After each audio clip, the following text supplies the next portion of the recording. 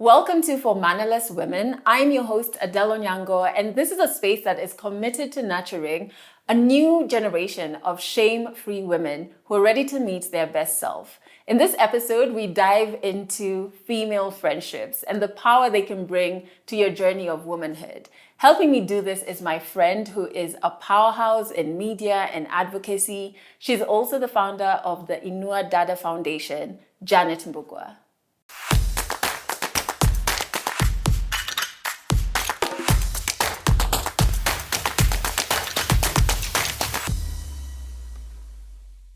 This is so cool because I feel like we never get to hang out in front of the cameras in like a chill way. If there are cameras, it's like work, you know? So it's incredible to have you on the show. Yeah. And also that we're talking about something that we may speak about when we're having coffee or like we're grabbing lunch, but not on a show. No, right? we haven't done this. Yeah. We haven't done this. Friendship. Why is that word? It shouldn't be, it's not triggering. Yeah. That's a big word. But every time I hear it now, it kind of gives different emotions. Yeah. Before friendship was friendship. Yeah. Now it's friendship. And everybody's like, let's unpack that. yeah. But I think I'm now in the space where I can see light and like the value of friendship. In fact, someone that I know told me that women need more wives than they do husbands. And I was like, okay, I'm going to like be intentional about female friendships. Yeah. So let's talk about ours.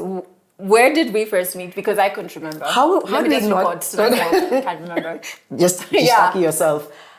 I can't remember either. Yeah. But I know it was, I know in 2008, and I could be wrong. Okay. Were you doing spoken word in 2008? I was doing spoken word in 2008. So I think I might have been in the same room where you were doing spoken word. Because I can remember that vaguely. I just don't know if that was the first time. Yeah. But I think it was the first time we either had a conversation or something. So 2008. That is thereabout. hectic. It is. I was 18. Wow.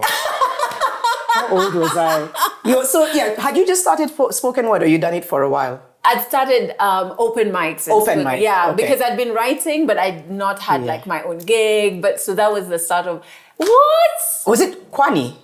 I did Kwani, I did, and then I did my own. So Kwani, I used to go and perform my poetry because it was their gig. Right. What? I think that's where it was then. Because I think when I went, in town somewhere? It was in town somewhere. Where was it? And somewhere. But I think that's the first time. But when did we actually sit and chat? I know industry, we might have passed each other. I know this, and I really tried to look. I saw a picture of us. Really? On a bench. I don't know what we're talking about. On a bench? Yeah. On a bench where? But we were laughing. We were on a bench. Laughing on a bench. And I was just like, I can't remember what this was, but we look happy. Oh, that's so cool. And I don't know remember what. when. I don't remember when. I don't remember what the conversation was. I think then I started just to remember recent stuff. Mm-hmm. But I think before we would meet for work stuff, and then we then got intentional about like, let's do coffee, let's do this, like away from, oh, you're at this gig. Yeah. You know what I mean? Yeah, I think so. And maybe that was the last, couple of years? Last couple of years, I would say. Pre-COVID-ish. And then more post. You know what? Yeah. Just that We've era. been friends for a while. Look, I've been trying to do the math. I was just like, I can't remember just that era. Yeah. But like our industry, I feel like you get many warnings when you're getting into like media and very public facing spaces. One of which is I feel like female friendships are not encouraged. Like you're always told like, look out for ABCD. And then the industry pits women against each other, right? Yeah. Did you experience that as well? 100%. Everything you say, discouraged and being pitted against, especially I think when we started TV, because we were a group of fairly young anchors at the time. So it was brutal just in terms of, she's getting prime and you're getting... Yeah. And I think it really we've kind of fed each other, and there was points of even resentment without knowing why, but simply because somebody comes and says, ooh, have you seen so-and-so is doing this? Yeah. Shouldn't you be going and fighting for yours? It's very wild, but it was an intentional pitting against each other. Yeah. I think even the papers at some time, there used to be all these. I was gonna pullouts. say, Yeah.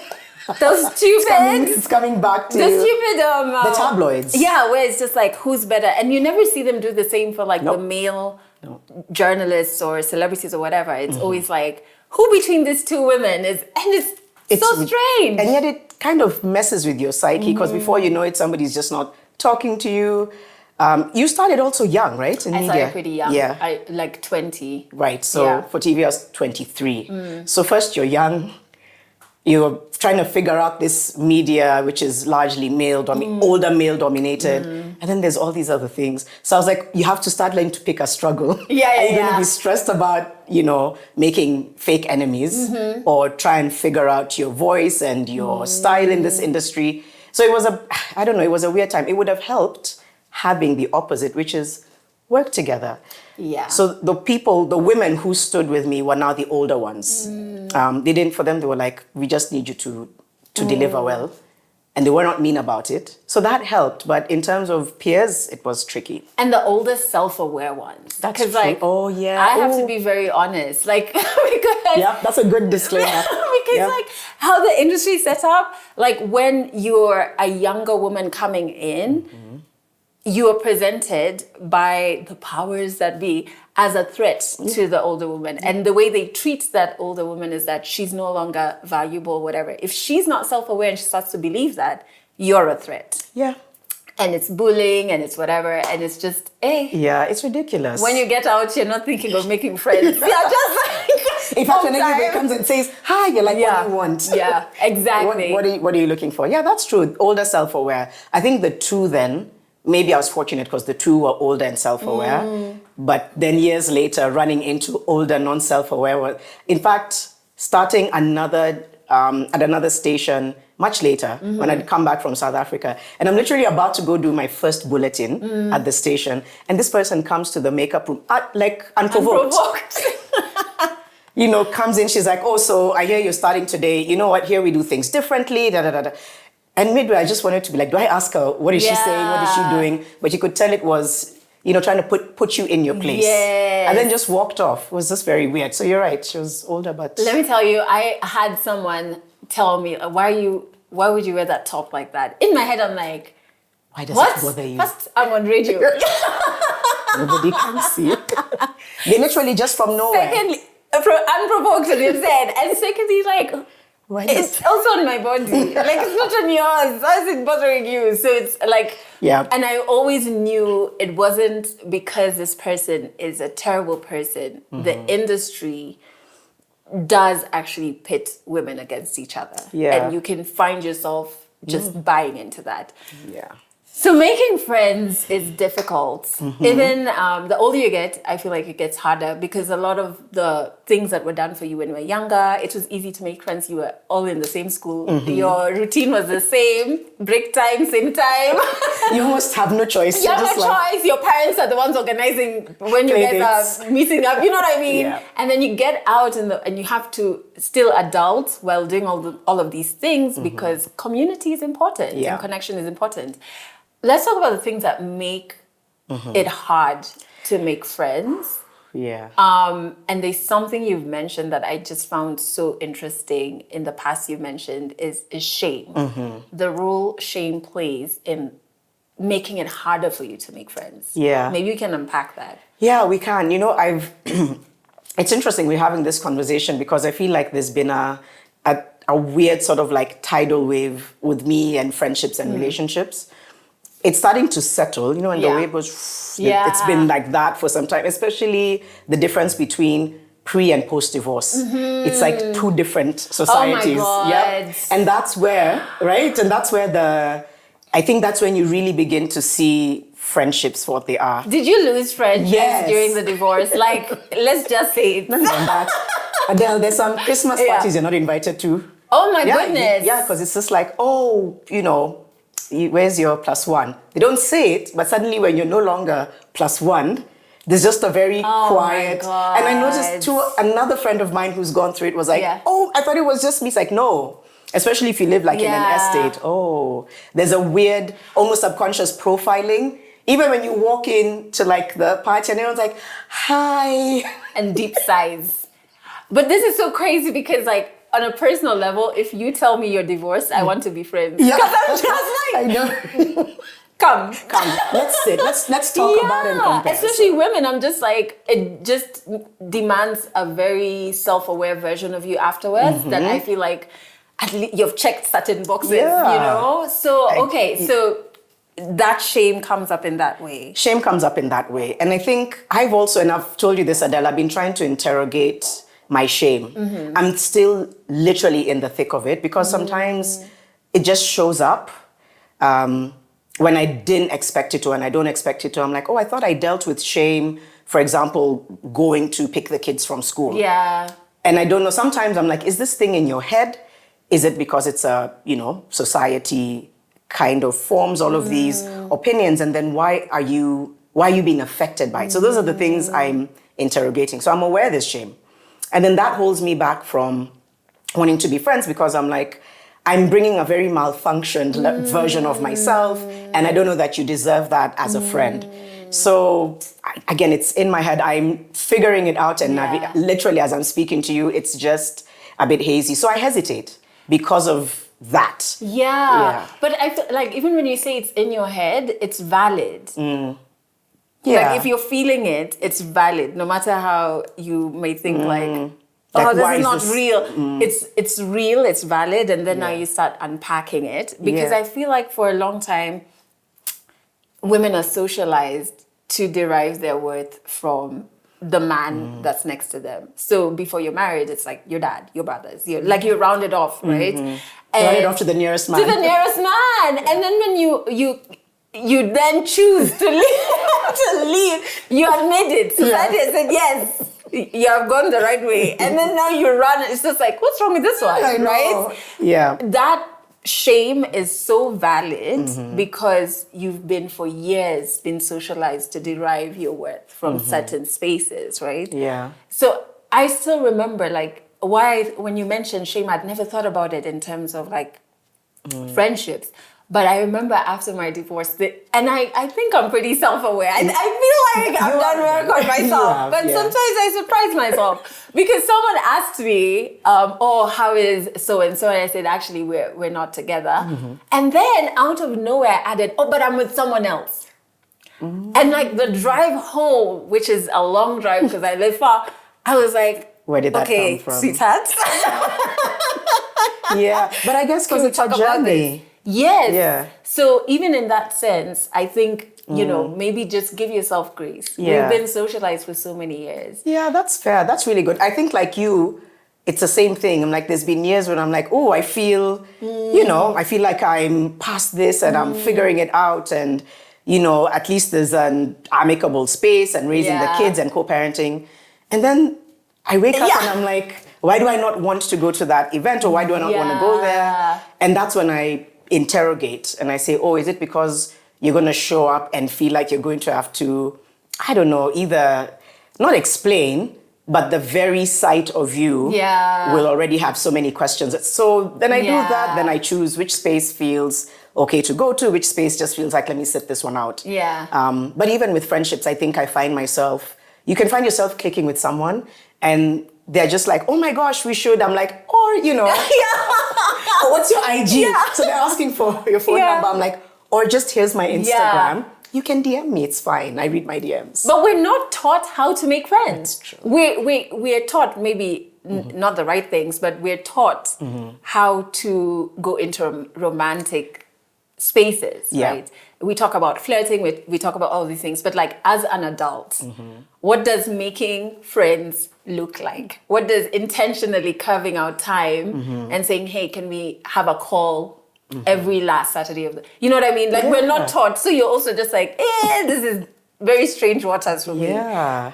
What about trust? That's the one I battle with. Like it takes me so long to trust someone enough to even pursue a friendship. Right. Like I just start getting anxious even as soon as you like send the message of like, oh, we had a great time. Like we should do this again. Let's catch up again. Yeah. And I'm just like, thanks. Oh my God, what if you're just like around me to do something strange? And I think it's from the period of my divorce, like losing close friendships. I'm just like, I'd rather not. Yeah, which I think is valid. I think it's navigating something. Yeah. I feel like that's a normal reaction. Yeah. I'm consoling myself because I was feeling exactly the same. Like it's trust. So do you also struggle trusting people? Yeah. First of all, when I think about even my wedding lineup, Yeah.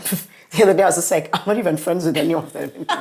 Which for me was it was a bit gut-wrenching. Yeah. Just because of how life played out. Yeah. Only one, because she's the one I told you about. We grew up together. She's gone through her storm, etc. Yeah. But, one of them was very inexplicable. But it turns out even with another friend of hers, it was the same, where she just literally, it was very strange. She was like, oh, hey, so I'm getting married, but you're not invited. So I don't know whether to be insulted or like, so I'm like, so, so she did this because we were friends and then she had her other friends. So it was last year that I realized with some of our other friends, she did the same thing. Yeah. We genuinely don't know why. So you have to choose how to react at that point, because it's like, because this other friend was really mad because they've been friends since high school. But I'm like, did you ask? She's like, I'm not going to ask. I don't care. We've been friends. I was like, I don't know, maybe she was riding a wave where we were not serving her in that season. Because sometimes when people are like, you're not good for me in this season, it sounds really good when you're saying it. Yeah. But then on the other side, somebody's just like, you're not good for me in this season. You sit there like, me. So, but that was because we'd been friends for a long time. It came from left field. But then 2 years later, she tried to be like, hey, should we? I'm like, no. I just said I'm not ready because I feel like there's just so much, I don't know, either pain or conversation to go through. When I'm ready, I'll let you know. Yeah. And it's been maybe another 2 years, but... Yeah, because how do I trust that this is not going to happen again? Yeah. And that's painful. So that's now informed trust. Because I'm like, that was very poof, like Houdini. Yeah. No explanation, no closure. And then you start to ask yourself, oh, it must be something I did. It must be me. So that's what now informs the trust thing. Sometimes it's not even, will this person move mad? Which a lot of the time, people move mad. But then I'm like, I wonder whether I'm also just showing up as half a version of myself, and that's an imposter version, and therefore, like, I go down rabbit holes, Adele. And I'm like, I was going to say, and it doesn't help if like there's a shame aspect happening, and then this incident happens. You're just like, so is it me? I knew there was a problem with me. It's me. So now I'm not even going to go and make new friends because like... Because it's me. It's me. There you go. Yeah. Then my goodness. But I'm having a conversation with that. I'm like, whatever that thing it is that you do, Janet, sit down at the dinner table, put it there and be like, can we figure out what's going on here? Yeah. So that's also kind of where I am. I feel like there's an acceptance I'm experiencing of, like, there's a reward for when you trust Kidogo, like when you put your foot in the water, right? So recently we started the year with you and I had a couple of girlfriends come over to the house. So good. And I was like, okay, it's happening. Like, you have to converse with the voices in your head, like, we can trust them. They're coming into your home. Into your space. Yes. Yeah. And it was so incredible, and I just felt so seen. Yeah. And I think I was like, oh my God, this is good. You can trust. You know what I mean? Yeah. So it's baby steps. Have you found yourself doing any of those baby steps? First of all, that day was amazing. It was so cool. Thank you so much for inviting us into your space. Did we do Tupac's? Two? We did karaoke, and you and I, was it a Tupac song we did? It was a hip hop song. Thank God there's no footage. There's no footage. I say we traumatized. I'm like, how could we not record? It was a hip hop song. We were rapping. It was fun. I'm trying to think of all the raps I know. Anyway, so have you done like the baby steps? I think, yes and no. Let me see. So I'm aware that I'm aware that I have a lot that's going on in my mind that's informing me holding back. Okay. But I'm also, it's almost like a dual thing. I still find ways to say, it's okay, organize the play date because at least you can vibe with this mom. So I did that, I think a few weeks ago. Yeah. I haven't done that before. Yeah. I haven't invited somebody home that isn't family or whatever. But, the kids wanted to get together. Yeah. The mom, I kind of know her, but not really well. And I said, okay, if you're going to do this, you're going to sit with the mom and you're going to catch up. Are you good? Good. And I did that. So there are those baby steps where I'm like, yeah, I mean, it's okay. Yeah. Try, Janet. And then for whatever reason, if it ends up feeling some type of way, it's the afternoon, you can figure out if it makes sense. Yeah. So I'm in a very strange place where I'm like, I'm aware that there's a lot in my body that I haven't let out. Like this trauma that's still finding space in me. I'm very aware of what it is. But despite that, I'm being intentional enough to say, it's an afternoon, it's 3 hours. And then, be warm, get to know each other. Yeah. And then sit with it after and be like, how was it? So yeah, I think tiny baby steps, very sporadic, but there's a bit of like, you can't just live in this shell forever. Yeah, and then the thing is, and we'll get to that a bit, like female friendships are so magical. Yeah, they are. But we'll get to that. First, we have to cross a hurdle where I misbehave, which is friendship breakups. Yeah. Wait, what do you mean you missed it? Oh, we've talked about it. You know that Homer Simpson meme where he just like backs up slowly into the fence? It's like me. It's like I was never here. Yeah. You didn't see me. You this did not never see happened. Yeah, like I think confrontations scare me, especially like with friends. Yeah. We're almost equipped to handle confrontation in romantic relationships. But with friends, I'm just like, is it over? So you go, you're just like... I'm just like, tick, tick, tick, tick. God. Do you have a conversation? First, no, you've already said no. Like in terms of, hey, I feel like something is strange between us. Are you just like, this person is moving? Now, I'm learning how to do that. Yeah. Like even small things, like I've been able to advocate with a close friend of mine. She didn't reply a message that was about when we were going to meet at such a time. And then she called on the day off. And I was just like, I didn't really like that. And then I'm just like, how do I say it? How do I say it? How do I say it? Yeah. How did that go though? It was so chill. Okay. Like I was... When you like, do better. Yeah, in my head I was like, she was like, oh, no, I didn't see it. I'm so sorry. Like, okay when can we... Like, it wasn't even a confrontation. But in my head, because I'm so scared of like, drama or friction in friendships, I was like, let's just not... It didn't happen. But then I'm like, no. Because then you're going to ghost. I know you, you know? I know. I love that. You're going to put this in the book like, noted. So like, have you had a friendship breakup? Like, do you handle it better than ghosting? So that breakup was one of the first ones, which I don't know if it was ghosting, like say it was just like a Houdini one. Yeah. There was one where I sat down with a person. I'm like, hey, I feel like you've been, is something wrong? Like, did I do something? Is there something you want to say? I think that was hard because they said no, but I know that they were... So I did ghost because I'm like, we're grown ups. We're grown. So now I try to say, just ask. Yeah. Have a coffee. Never been good at that. Like you, confrontation is it's just, even now, there's so many places that I still find myself saying, you have to, Janet, so that you don't go back to not confronting and then it eats you, then you're upset. Yeah, resentment. Then resentment, and I'm like, but you're the one who could have. Yeah. So I'll sit and be like, hey, is everything okay? Can we talk about this? And then the person was like, everything's fine. Yeah. And their whole body language, I'm like, but everything isn't fine. And it was a strange thing where I think they were jealous that I was becoming friends with somebody else, but they didn't say it. So I was just like,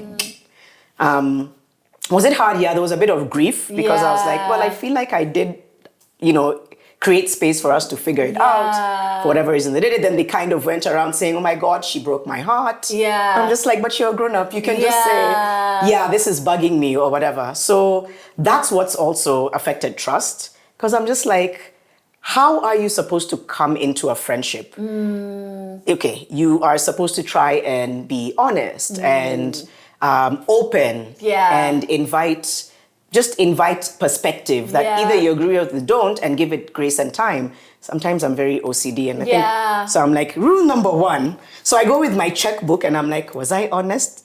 Was I open? Was I open to new perspectives? Was I very interested and not just interested in, oh yeah, there's a few hours to go. Yeah. Okay, so that didn't work out, then why? So I think that's why I'm saying I'm just trying to unpack, to be like, just chill. So I don't know, I don't have a formula. So I feel like I'm a bit stuck right now, where I'm like, if we vibe, we vibe.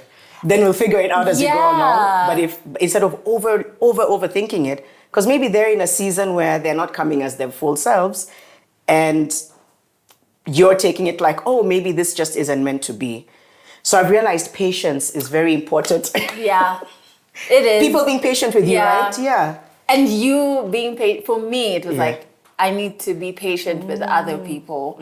Like, not every change in the way someone or a friend shows up is a sign for me to run. Because, like, I'm ready.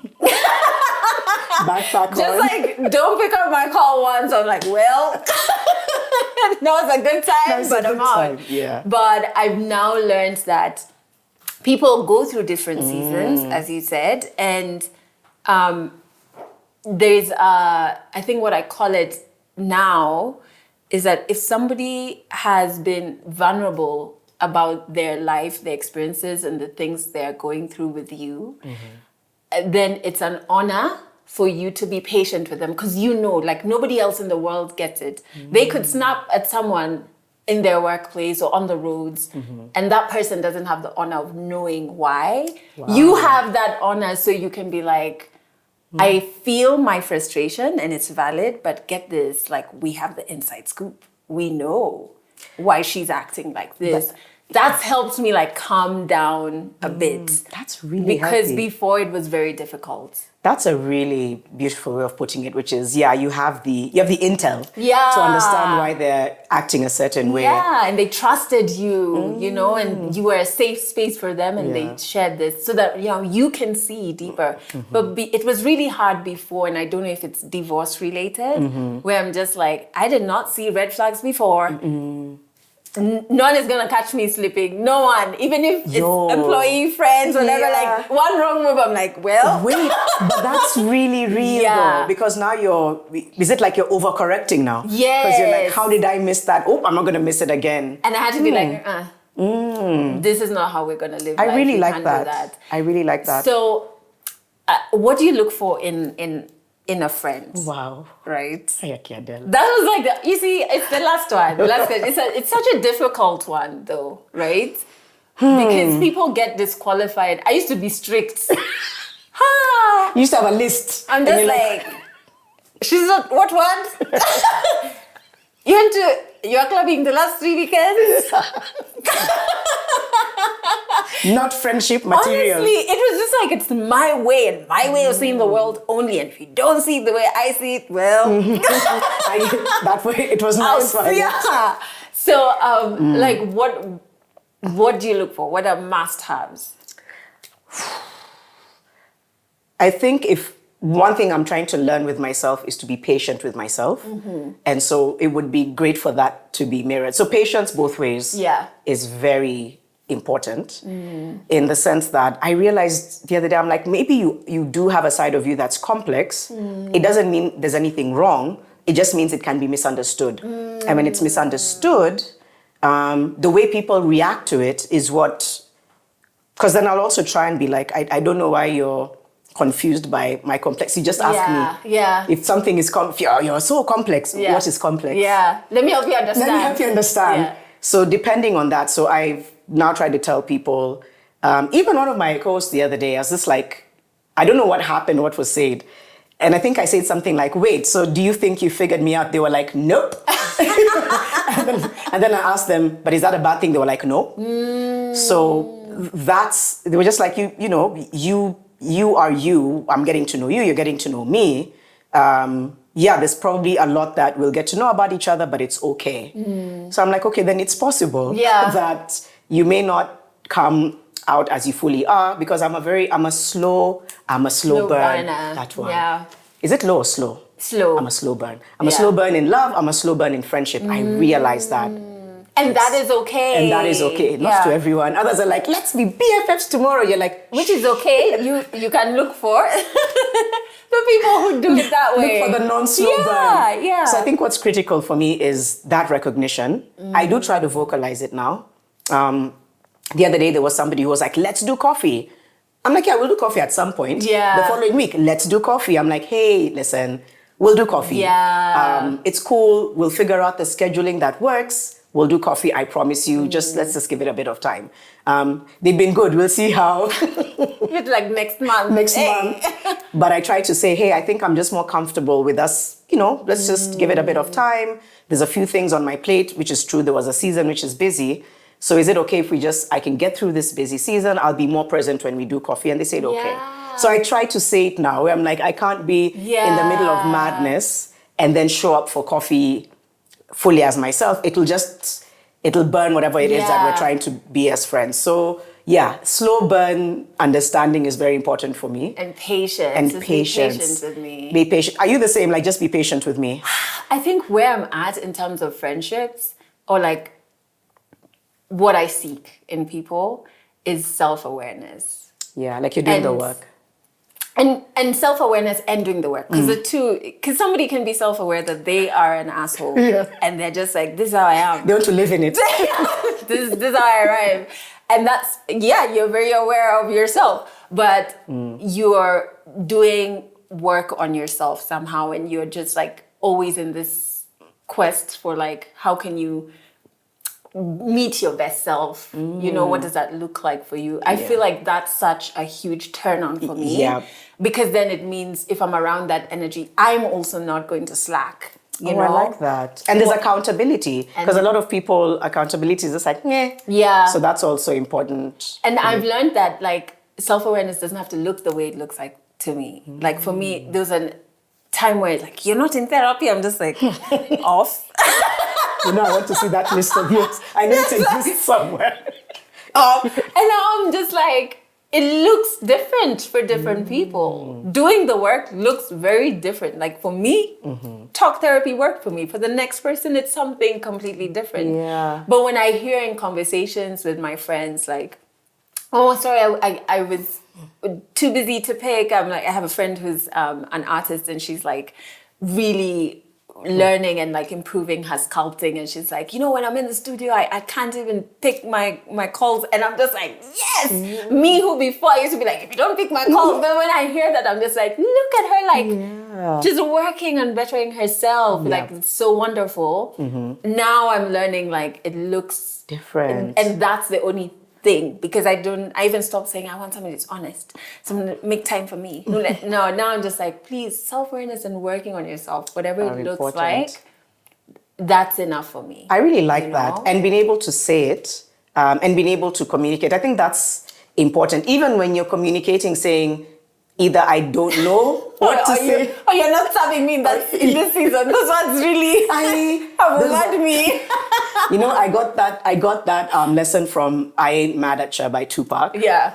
Because now I'm listening to everything differently. Yeah. Before I just used to listen to songs, and I'm just like, he's saying we used to be boys. When we both got out of prison, you chose a different path that didn't include me. Yeah. But it's cool. I'm just sometimes the same way people are like, I prayed this person out of my life. Somebody's praying me out of it. Somebody's just like, and God take them. I know it's really... Like my ego is just like, please.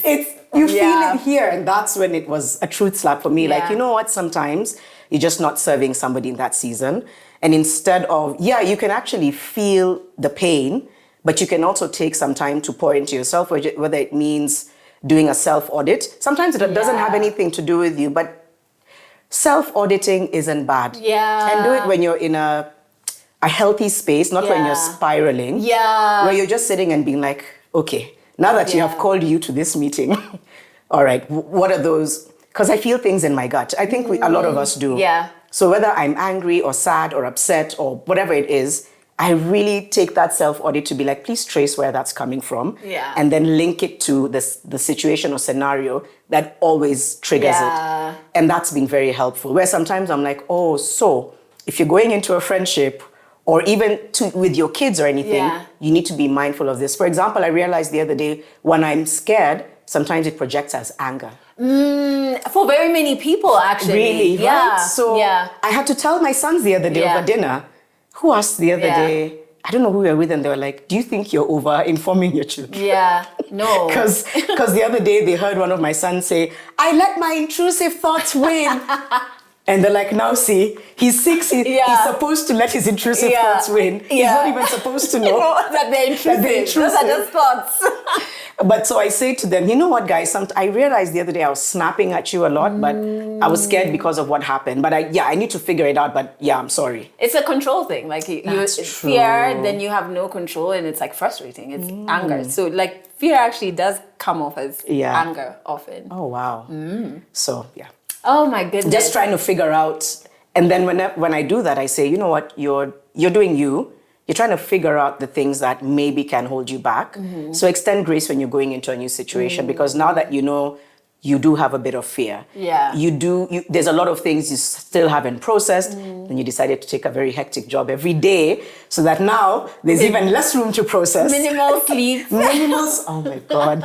The first month I was a monster. I had to apologize to everyone. And it's okay. You know what I mean? And I was telling them, I'm just transitioning. Yeah. But then the other day on 4 hours of sleep. I know, it's insane. But then the other day I was just like, there's a lot of things you've not processed. A week ago, I took stock of so many things that happened while I was on the grind.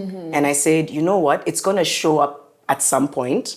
So I said, okay, next week, you're going to now pick up therapy again as maintenance, and also as just to stop you from where it could take you. Because so many things have happened over the last year, and I'm just like, oh, yeah, I'll figure that out. Then with the job, you're busy, it's a lot, but then you just kind of put it on the side. So knowing that's self-awareness, right? And knowing and even communicating in friendships the things you're still working on. You know, for me, anxiety and like spiraling thoughts are really, which is why like if it would be, it's not the case anymore, please. Be my friend, don't be scared. Be my friend. Like the not picking of a call, or like sudden silences, immediately the mind is like, oh, it's because of you. Oh, it's because of like replaying, what was the last conversation? Oh, okay, I said this. Oh no, I think I was too much. No, you are too much. You know what I mean? Then what's the conclusion? It's like, fine, maybe this isn't supposed to even be a friendship. It's not even, and it's normally like terrible on me. It'll never be on the person. Terrible on me. And then I'm just exhausted, you know? And so it's working on it, yes, but telling the people who care about you that, hey, I struggle with A, B, C, D, or if I know how I want you to show up for me, like how you can help, I'll be like, hey, so when I start sinking like this, that floater behind you, just always be throwing it my way. And I've learned like it's important to inform. Yeah. Because you are loved. Yeah. Sometimes people love you and they want to help, they don't know how. Yeah. So wow, it's very powerful. Always just say, because we're never, we're never like, in a state of no traumas, no triggers, no everything's just nice. No. I hear you about so even in a friendship, I think that's important. So sometimes I think now what I'm trying to say is what I'm trying to learn to tell friends is, hey, I feel like there's a lot I'm navigating. I'm just navigating it. I don't know what that means. I'm just letting you know I'm navigating stuff, but so that I don't go into this thing where you can also become isolated, right? Yeah. Because you're dealing and you're just like, oh, I don't want to. So if somebody says, let's do coffee, I will go for especially if they're a safe space, like if Adelle says or somebody else says.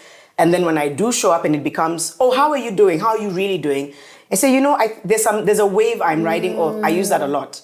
So even when somebody says, I'm feeling this way, anything to do with either divorce or separation or, you know, raising kids, co-parenting, I've learned it just comes with waves. Waves you thought you'd ridden like 2 years ago. And so I've learned to tell people, ride the wave. Like, so I say, I'm riding a wave today. Or I say, I feel like there's a wave coming. So I can tell when there's a wave coming if I know, for example, oh, the boys are going to be at their dad's over the weekend. Sometimes there's still a wave that comes, but then I honor it. I ride it because it's like, don't ride it. If that means crying it out, if that means grounding yourself in exercise, if that means going on a phone call, if it means whatever it means to you, ride the wave, because that's what the wave is for. So that's been a helpful thing for me to communicate is, I'm riding a wave. This is what it looks like. I think this weekend I'm just going to do A, B, C, D. Then I'll come out on the other side. So yeah, I try to vocalize as much as I can. So then people don't let you isolate, right? That's They're always exactly like, right. okay, Yeah. let's keep an eye. Literally, that's what it is. It's just like I'm riding a wave. So yeah, you can always do like a quick check. I will keep my phone on. Maybe flight mode, but my data will be on, and then they will. Yeah, I feel like we have had conversations like this. Yes. Now it's making sense. Yeah. So I'm riding those waves. Yeah. So yeah, I like what you're saying with friendship. I think just saying it, and I think how people respond informs whether or not they're in the right space to honor the friendship. Yeah. Because some might be like, oh, that's weird. I'm like, well, that's not very helpful, is it? Or maybe they don't understand and it's like, oh, sorry, it's weird to you. It's just something I'm... Yeah. Then when you find yourself over-explaining, you're like, wait. It's not a safe space. Homer Simpson. But every time I'm reversing my car, I'm going to remember. Honestly, like, I've really worked hard. It would be so bad. Like, I'm such a ghost. So, like, if I'm arguing, my leg taps. Oh, yeah. Because my leg is like... Hey, should we keep chugging? Keep chugging ourselves out of here.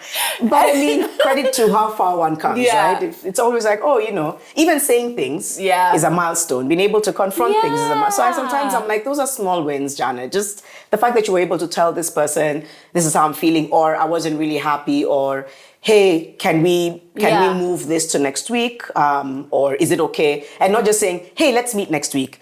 It's actually taking into account that this person was looking forward to it. Yeah. So just say, I'm really, really sorry. Yeah. Is it possible for us to do it on this day, this time?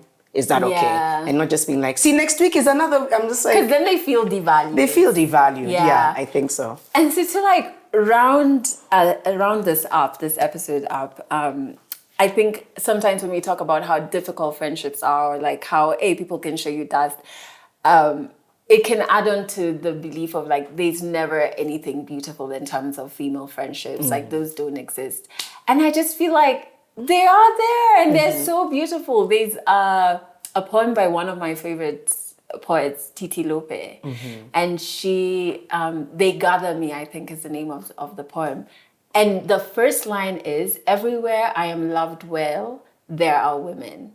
And I'm just, it's one of my favorite pieces in the entire, because she even talks about just the characteristics women have. Like she talks about my sister who is always late, and then she explains it as being this beautiful thing, or the one who sends voice notes like a podcast. And it's like, it's just, I'm like, all of the things that we kind of are like, where you said, like today I was just saying one of my closest friends has discovered voice notes and she sent me like so many of them.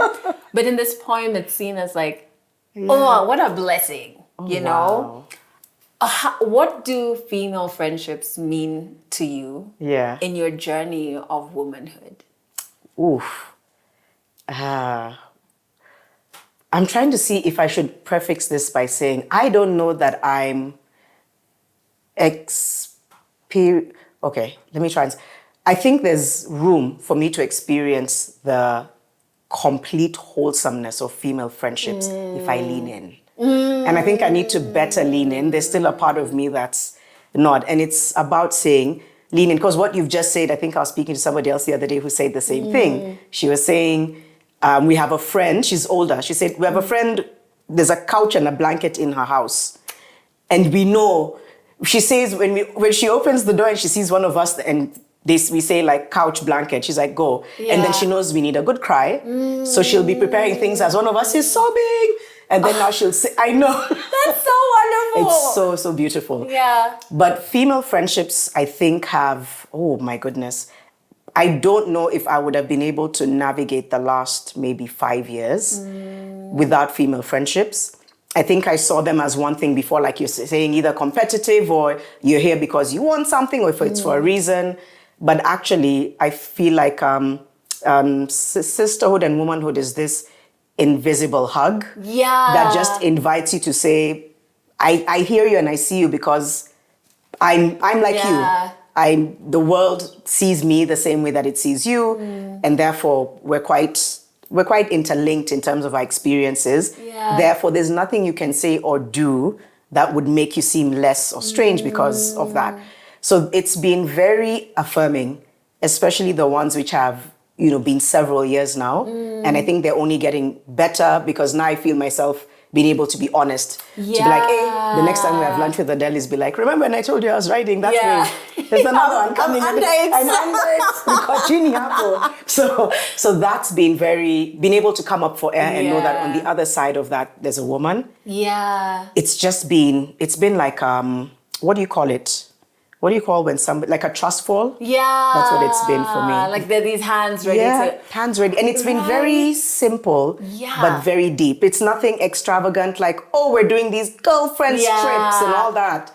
It's been, hey, on the balcony, and before you know it, it's 2 a.m. because there's something that you needed to say, there's something I needed to say, and I exhaled and you exhaled. That's what it's afforded me, is just the ability to be like, I don't want this to stay in my head. And I know that there's safe places I can take these, and I know these are women. You say something so profound, because I think we expect female friendships to look like the girls' trips, to look like, and when yours don't look like that, you're just guys. Why aren't we going to Cabo? Yeah, it's just like, we've never had a group trip. This was some group. What's happening? Exactly. But it's the simple things like the when you're talking about the couch and the blanket. One of my friends, she cooks fish really well, and like she'll just be like, "Do you want fish? Come home. I'll make you fish." These are just small things, that's right? Love. Yeah. That's where the magic of the female friendship happens. That's it. That's where it is. It's in those little things of, hey, I need to come. I know you want me to come, but there's no one to like watch the boys. Yeah, bring them. And we'll put them in that place and they can do A, B, C, D. Or if there's something that can't happen because maybe the nanny didn't come, little things like that. They're like, no, it's okay. I understand. Let's do it again next time. Or just let's meet up and just talk. We don't have to do anything over the top. Let's share. Let's learn from each other. Let's grow with each other. Let's grow each other. Let's collaborate. Those kinds of things. That's been very beautiful for me. I would say even in the last 2 years. Yeah. So I just need to lean in, Adelle. I need to now say, this has been, even the other day when we were in the holding room in Dada Culture, I'm like, Adelle is here, Kambo is here. I'm like, this is so nice. Oh, that was so wonderful. That was really beautiful. And Lolo and everything. I'm like, these are people that I could chill with. And that's why I think I was pouring out because I was like, this is a safe space. But then I'm like, but you need to allow yourself to lean in. What does that mean? I'm not sure. I just know I'm not fully leaning in. Leaning in could just be like, hey, Adelle, can we do A, B, C, D? Yeah, you do as that. Opposed to, I do that. Adelle is like, some of these things you're already leaned in. No, but but you just give yourself grace because it's like a process, right? And of learning to trust and unlearning shame. Like it's a process, like one foot in front of the other. That's true. And unfortunately, during the process, you will meet people who affirm your fears. And you just have to be like, this is one human. There are so many others. Keep going. Don't do blanket condemnation. Yes, exactly. Yeah, I think so. But I'm proud of all the work that you're doing and have done on yourself. Thank you. You too, Adelle. But incredibly self-aware. And also just how, even on the show, you've just been so vulnerable and open with me and with us as a community. I'm really, really thankful. Thank you. I want to release you so that you can go and sleep. Go sleep. No, but also you, Adelle. And I know maybe you've heard it very many times, but first of all, your glow up is insane.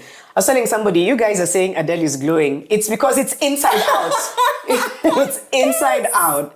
There's something really beautiful about how you've given yourself permission to just be authentically you. And I don't think you realize how many other people you give permission to do that too. So that is so kind. Yeah, so thank you. Thank you for receive that. I'm no longer going to be weird with compliments of like, no, I'm just trying. I'm glowing, Janet.